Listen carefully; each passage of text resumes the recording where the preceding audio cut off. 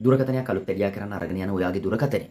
ඔයාට ඒ වෙලාවේ ඒ දුරකථනය අලුත් වැඩියා කරන්න අවශ්‍ය මුදල් නැති වෙන්න පුළුවන්. ලබා දෙන වියදම නැත්නම් එස්ටිමේට් එක ඔයාට දැරිය නොහැකි නම් ඔබට දුරකථනයක් නැවත රැගෙන එන්න වෙනවා. ඉතින් ඒ වගේ අවස්ථාවකදී තාක්ෂණික ශිල්පියෙක් අතින් ඒ දුරකථනය විනාශයට ලකුණොත් කොහොමද? ඒ වෙන්න පුළුවන් හේතු දෙකක්. ඔහු දුරකථන අලුත් වැඩියා කරන්න දරූ මහන්සි වෙනුම ප්‍රතිලාභ ලබා ගැනීමේ අපේක්ෂාව, දැඩි අපේක්ෂාවකින් සිටීම සහ පාරිභෝගික හිතවතා ඒ පිළිබඳව නොසලකා ඒ දුරකථනය නැවත රැගෙන යාම. ඉතින් ওই කාරණාව දෙපැත්තම සාධාරණයි. සාධාරණ හේතු තියෙන්න පුළුවන්. නමුත් මේ විදිහට දුරකථනයක් විනාශ කරනවා නම් ඒක ලොකු අපරාධයක්. ඉතින් ආදරණීය හේතුතුනේ මගේ මේ දුරකථන අලුත් වැඩියා කරන අත්දැකීම් අතරතුර ගොඩක් හම්බෙලා තියෙනවා මේ වගේ සිද්ධි. නමුත් මම මේ වගේ දේවල් ෂෙයා කරගන්නේ නැහැ. සමහර දේවල් අපිට එහෙම ඍජුව කියන්න බෑ මේක තාක්ෂණික ශිල්පියා හිතාමතා කරපු හානියක් කියලා. ඉතින් සමහර වෙලාවට අපිටත් ඒ වගේ දෝෂාරෝපණ 14ක් වගේ ඇවිල්ලා තිබෙනවා. ඒ පිළිබඳව ඒ සමහර පාරිභෝගිකයන්ගේ තිබෙන වැරදි මත සහ තම සමහර තාක්ෂණික ශිල්පීන්ගේ තිබෙන වැරදි තරඟකාරීත්වය. ඉතින් ඒ වගේ දේවලුත් කරනවා. ඉතින් ආදරණ හිතවතුන් මේ සිද්ධිය චුට්ටක් බලලා ඉමු ඉස්සෙල්ලාම මේ දුරකථනයට මොකද වෙලා තියෙන්නේ කියලා. ඉතින් එතකොට අපි පාරිභෝගික හිතවතුන් වගේම තාක්ෂණික ශිල්පීන් මෙන්න මේ සිද්ධිය පිළිබඳව දැඩි සැලකිලිමත් භාවයකින් යුතුව අපි කටයුතු කරන්න ඕන. මොකද පාරිභෝගික හිතවතුන්ගේ පැත්තෙන් ගත්තාම ඒ පාරිභෝගික හිතවතුන්ටත් ප්‍රශ්න තියෙන්න පුළුවන්. ඒතකොට සාමාන්‍ය දුරකථනයක් අපි ගාවට දුරකථනයක් නෙවෙයි ඕනම ඩිවයිස් එකක් අලුත් වැඩියා කරන්න අපි ගාවට ගෙනල්ලා බලලා එයාට දරන්න පුළුවන් මුදලක්ද කියලා බලන්න අවස්ථාවක් අපි ලබා දිය යුතුයි.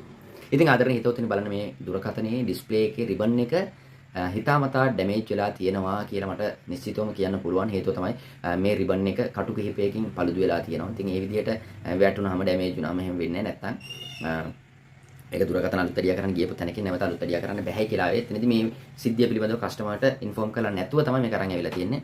එතකොට මදර්බෝඩ් රිපෙයාර් එකක් තියෙන්නේ කියලා ඒ ෆෝන් එකට යන මුදල ඒ කස්ටමර්ට දරන්න බැරි වෙන්නේ නැති. මම හේතුව හරියටම දන්නේ නැහැ. කස්ටමර් කිව්වා මේක හදන්න බෑ කියලා තමයි ගෙනත් දුන්නේ කියලා. අපි හදලා දුන්නා. හැබැයි ඩිස්ප්ලේ එකකුයි මේ කනෙක්ටර් දෙකම රිප්ලේස් කරන්න සිදු වෙලා තිබෙනවා. ඒතකොට මදර්බෝඩ් එකේ කිසිදු ලෙඩක් තිබිලා නැහැ මේ දුරකථනේ.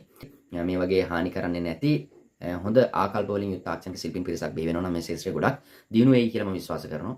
ඒ වගේම දැන් ඉන්න බහුතරයක් තාක්ෂණික ශිල්පීන් ඇත්තටම දැනුමෙන් සන්නද්ධ සහ ආකල්ප වලින් සන්නද්ධ පිරිසක් තමයි ඉන්නේ කියලා මම විශ්වාස කරනවා. දැන් ගොඩාක් දුරට මම මේ ශාස්ත්‍රයෙන් ඉවත් වෙගෙන යනවා වගේ දැනනවා. හේතුව තමයි මම දැන් ගුරු වෘත්තියට ප්‍රවිෂ්ඨ වෙලා තියෙනවා. ඒ නිසා මගේ ආදරණීය හිතවතුනි මගේ ඒ රැකියාවත් මම මේ කාර්යයක් දෙකම කරනවා. ඒ අතරතුර ඔබට දැනුවත් විය යුතු කාරණා කිහිපයක් ඔබත් එක්ක බෙදා ගන්න මම මේ විදිහට මගේ සෝෂල් මීඩියා පාවිච්චි කරනවා. ඉතින් ඒ දේවල් එක්ක තොරතුරු බෙදා හදාගන්න කැමති කට්ටිය ඉන්නවනම් මාත් එක්ක මේ සෝෂල් මීඩියාත් එක්ක ෆලෝ කරලා සබ්ස්ක්‍රයිබ් කරලා එකතු වෙන්න කියලා ආරාධනා කරනවා මගේ ආදරණීය පාරිභෝගික හිතවතුන්ට. ඉතින් මේ වගේ දේවල් සිද්ධ වෙන්න පුළුවන්. එහිදී තවත් සැලකිලිමත් විය යුතු කරුණක් තමයි පාරිභෝගික හිතවතුන් සහ මේ තාක්ෂණික ශිල්පීන් අතර සිදුවන මේ ગેප් එක ෆිල් කරගන්න නිවැරදි මිල ක්‍රමයක් සහ ඒ ඉන්ෆෙක්ෂන් එකකට පුංචි මුදලක් සමහර වෙලාවට අපි හිතමු අපි ඉන්ෆෙක්ෂන් එකක් කරනවා.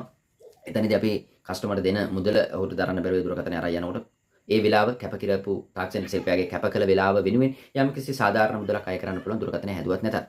ඒ වගේම තමයි ඒ ගෙවීමට අවම වශයෙන්වත් පාරිභෝගික හිතවතුන්ගේ මානසිකත්වය සංවර්ධනය වෙලා තියෙන්න ඕන. නැත්නම් මොකද වෙන්නේ? ඒ තාක්ෂණික ශිල්පියාට අසාධාරණයි. මොකද දවසකට දුරකථන 10ක් 15ක් බලලා නිකන් දෙනවා කියන්නේ යාට වැඩ කරන්න තිබ්බ වේලාව නැති වෙලා යනවා. ඒ පිළිබඳවත් පාරිභෝගික හිතවතුන් දැනුවත් වෙලා යන්න ඕන. එතකොට ෆෝන් අරගෙන එනවා කිසිදු මුදලක් අතේ තියාගන්නේ නැතුව බලලා යන්න විතරයි.